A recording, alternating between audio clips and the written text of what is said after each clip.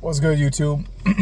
So, um, basically to sum it up, this video is mostly about whether I should keep my S550, get the S650, or go for the Supra. I haven't had a whole lot of content on my Mustang. I'm gonna keep it real with you guys. A lot of things have been tight the last couple of years. COVID, the economy going out of whack, everything going way up. Jobs not wanting to match the inflation. Jobs letting people go if they didn't get the stick. You know, that kind of stuff. So it's been real crazy, and just trying to stay up on everything. So I haven't had a lot of YouTube content, honestly, because of it. A lot of the people I did car stuff with, they moved. So it kind of like left me by myself. Don't really have a cameraman to really go out and film much, do much. Don't know how to edit and set up my own videos. I'm gonna just keep it real with y'all. I'm gonna keep it 100. I'm gonna keep it 100. I've been wanting to bring weekly content. I planned on already having my first mods, and some things hit the fan, and I wasn't able to do it. I'm gonna just be real with you. It wasn't in the budget. I got 2 kids. Stuff went crazy. I had to handle all that before the car. You know, family comes first before the car. I'm trying to use the car, build a community on YouTube, you know, let the car essentially pay for itself in the build. That's where I'm aiming to go in the long run. I'm really looking, you know, to grow on YouTube, grow on the Mustang channel, grow in the Mustang community. Like, my biggest video is the track apps video. A lot of people didn't know how to access their track apps. I want to do stuff like that, bring in hidden content features, helping people figure things out. Because, I mean, I sat out here for a hot minute playing with it to figure that out myself, that, yo, it won't work if lane keeping is on. You got to turn your lane keeping off.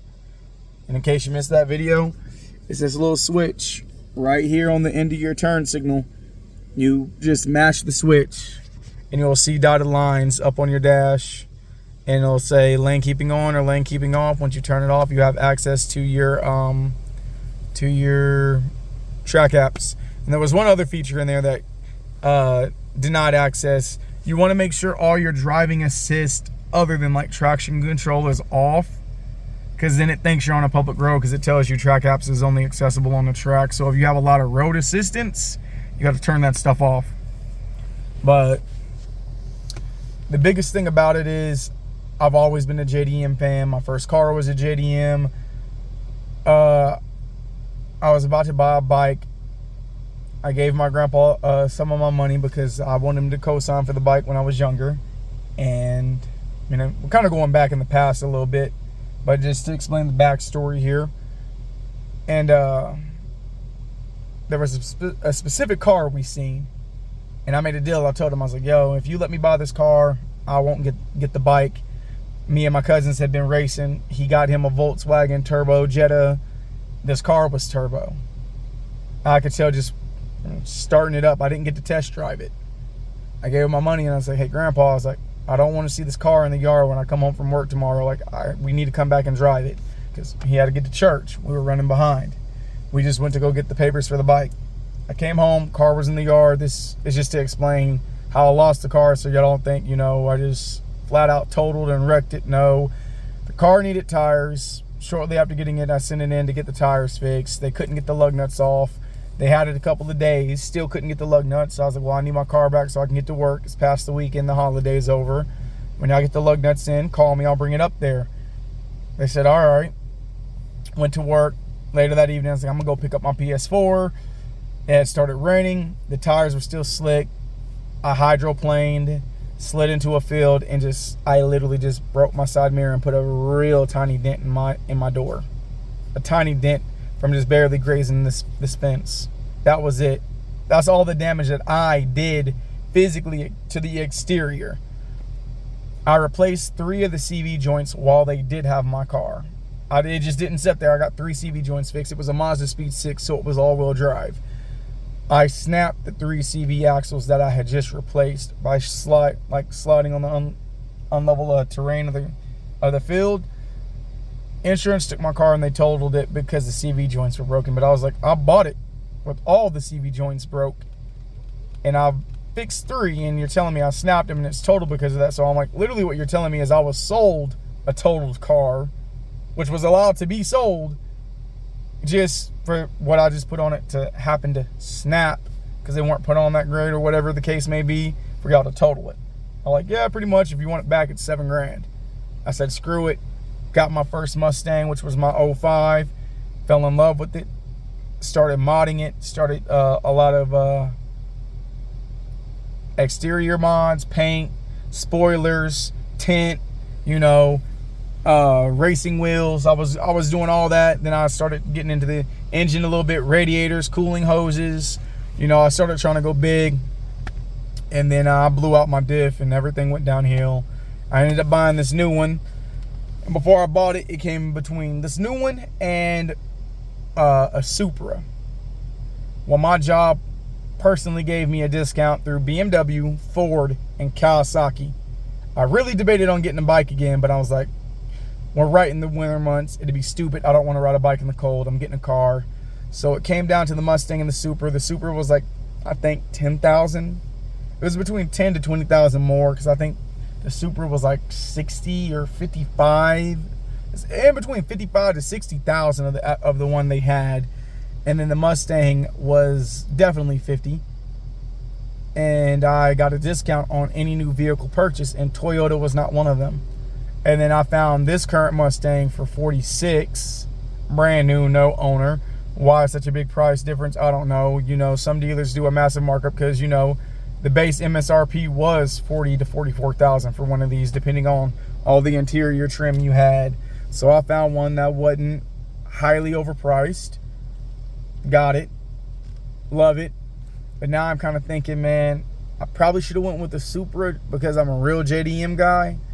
But at the same time, I love the fact that these Coyote engines make so much power so easily that I'm really torn on if I want to keep this model, go to the S650 and get the newer model because it already has the drift ready handbrake. It has all the stuff. The new one has everything I'd want in a car. It really does. They even went with the dual air intake like the 370Z had. Like, that was a big deal for me on the 370Z. Like, the dual air intakes, like the more air, the more cooling. And but the justification, the price of that new Mustang, I feel doesn't match the performance difference between the two, because I don't feel the newer one is light years or too far ahead of the s550, man. Like, I really don't. Because I got the s550 before they got the horsepower cut. Mine makes 460. The new Mustangs, I think make 480 or right at 500. Mine makes 460, and the ones after 2021, they reduced to 450. They cut 10 or 20 horsepower off anything past 2021 or 2023. So I didn't get the Mustangs with the horsepower cut because I got mine before those came out. I actually got mine, I believe, the year before. So 2022 is when they did the horsepower cut, I do believe, if I'm correct. But I'm really stuck on the mantle of keeping this or getting a new one or getting a Supra. But the real hold back is I need a different car. Because the reason I'm debating on getting rid of this is I bought this brand new in 2021, guys. And I am sitting at 58,569.8 miles right now. I was working out of state, driving it every day to Oklahoma City, and I'm like 40 minutes north of Tulsa. So that's like a 2 to 3 hour drive going out a day, then 6 hours driving total coming back. Like, I was working out there for like a good week, 2 weeks, so I put like crazy miles on it when I was working in Oklahoma City. And I just put more miles on it than what I've wanted to, but at the same time, I take care of it. I do my oil changes on time, all of that. So I do know a well-maintained engine can easily hit 200 to 300,000 miles easy and still be good. But at the same time, I was still wanting this car to be like at 12,000 miles. I wanted it to be the weekend warrior, date night, car night, out with the guys. That's what this car was really for. I didn't get to use it for that because my daily driver like broke down to the point to where I couldn't even get parts for it because COVID had everything locked up in that time frame. So I had to sell it just to get by and all that other stuff. But now that I'm doing a lot better, I'm still on the climb up a little bit. It ain't gonna be right away, but I'm still debating on trying to figure out, do I want to get the Supra because I'm a JDM guy. It's already turbo. It'll save me, you know, the 6,000 to 5,000 of actually going out, buying the kit, and possibly having someone else install it and the tune. It's already there. All I would have to do is get a bigger turbo and a downpipe if I get a Supra. Simple and easy. It handles better than the Mustang. I'm all about that handling. I really am. And the drawback of it is it's smaller than the Mustang. So I don't know if I'm going to like it. Like, I like the Supra, but I've never been in one, the MK4 or the 5. So I'm afraid if I get rid of my Mustang and then get in the Supra, I'm afraid like maybe a week, 2 weeks in, I might not like it because of how tight the space is. I'm going to just keep it real. I don't know. So I need to sit in one. I'm going to try and rent one soon, drive it around, and let that be a telltale, because I don't know if I'm going to like it once I'm in it. Yeah, I like the thought of it. I like the way it looks. I love the way it sounds. But will I actually like owning it once I'm in the car? I'm pretty comfortable in the Mustang, but with the interior space, after sitting in a Charger, I was kind of like, man, I kind of wish I would have went for the Charger, but I hate Dodge. I'm not going to front y'all. I absolutely hate Dodge.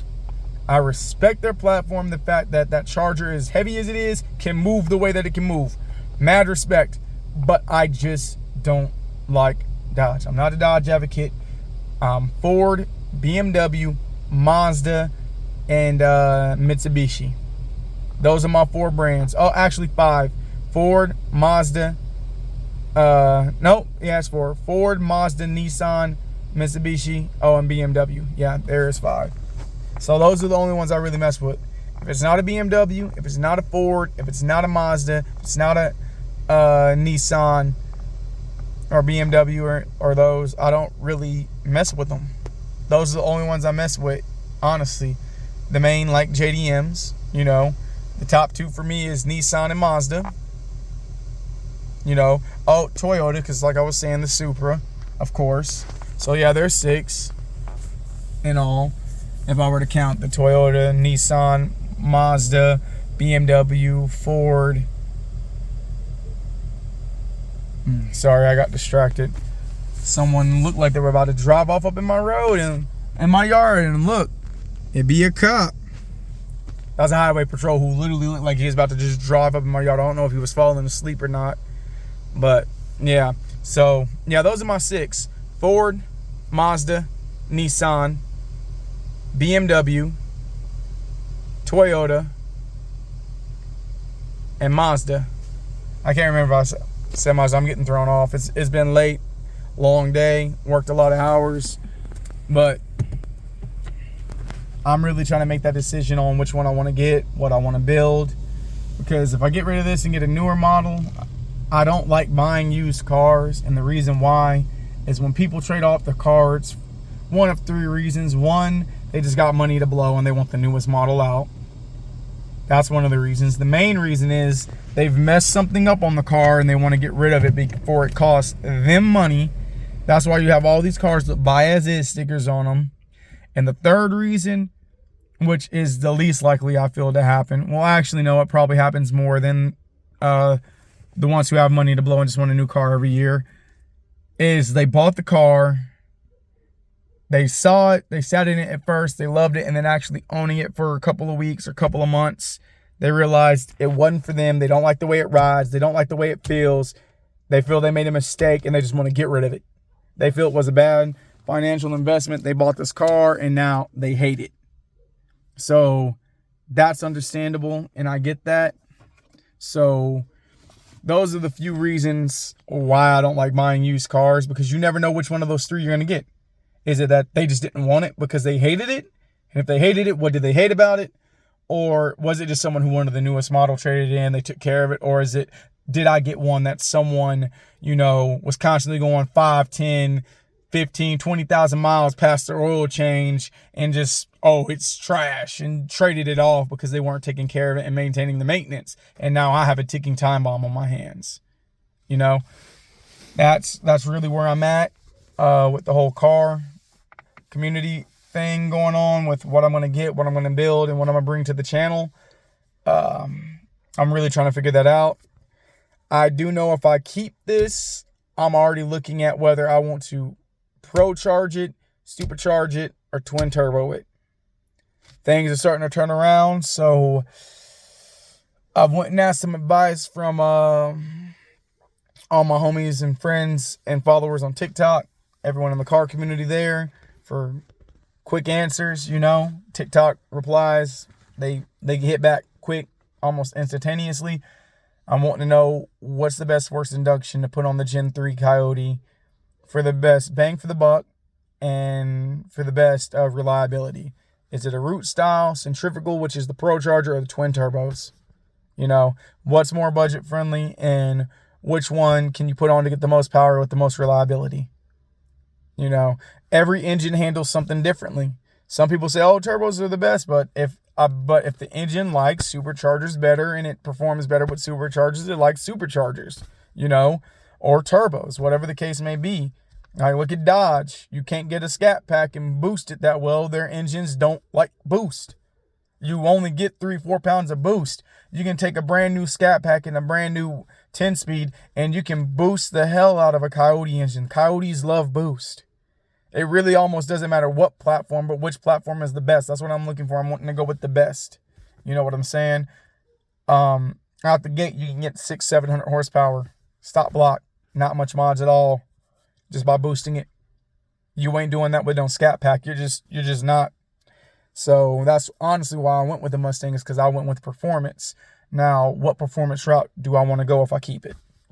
I do know if I get with the Supra, obviously I'm going turbo and staying turbo. But with the Mustang, I don't know what I want to do, because this is NA. It doesn't have forced induction. I don't have a supercharger. I don't have a turbo. I don't know what route I want to go, because I've had a turbo vehicle before, but it wasn't twin turbo. But I've also never owned a supercharged vehicle before, and I want to know what that experience is like. But it's a lot of money to go super, then turbo, and just, it's a lot of money to just bounce between all three like that. So I'm just trying to find, the middle ground. But that's all I got for you guys this evening. I'm going to try, and like I said, I'm get with some more friends and get some more content coming out within the next week or two. So you guys just bear with me, man. I'm trying out here. I'm trying to do what I can to bring y'all more content and things about Mustangs that y'all don't know. And not even just Mustangs, all kinds of cars, Camaros, Chargers, Challengers, Supras, BMWs, it doesn't matter. I'm pretty much just a car enthusiast and like a lot of cars, respect all cars. It's just, I'm trying to bring y'all content and keep the channel interesting and not have it so dry. But y'all have a nice night. I got to get in here, handle some stuff, and get ready to go back to work in a couple of hours, because I got to get up at 3. So yeah, I got like probably 8 hours, 9 hours before I got to be back at work. Y'all have a good one.